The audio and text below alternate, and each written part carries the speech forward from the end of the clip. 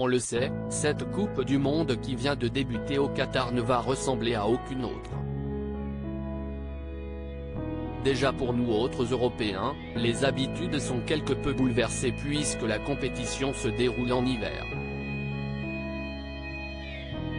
Au-delà de ça, l'attribution de l'événement à ce petit pays de 2,5 millions d'habitants du Moyen-Orient fait grincer des dents.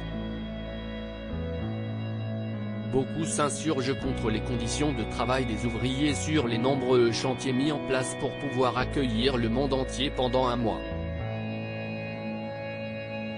Les chiffres font état de 6 750 morts si l'on en croit les chiffres du Nouvel Obs et les enquêtes journalistiques se sont multipliées pour décrire le traitement de ces travailleurs souvent venus de l'étranger.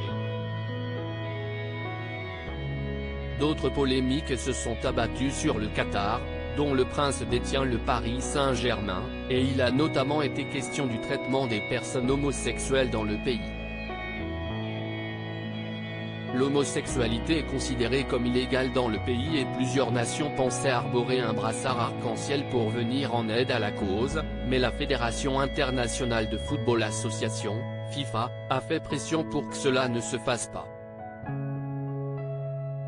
Finalement, une journaliste anglaise a pris tout le monde de court en portant le fameux brassard One Love en plein direct à la télévision. Étant depuis 24 heures au Qatar, si tu savais le nombre de choses que j'ai déjà remises en question, de multiples polémiques qui alimentent les débats sur les émissions consacrées au foot.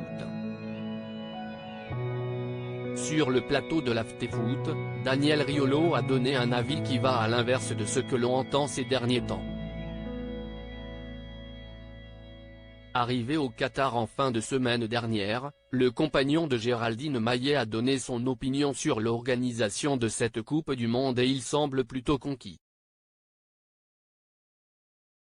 Étant depuis 24 heures au Qatar, si tu savais le nombre de choses que j'ai déjà remises en question par rapport à ce que j'avais entendu comme absurdité, comme fake news sur le Qatar, a lancé le spécialiste de la polémique sur les ondes de RMC. Un avis qui va à l'encontre des propos que l'on entend ces dernières semaines et qui devrait certainement faire réagir les opposants à cette Coupe du Monde.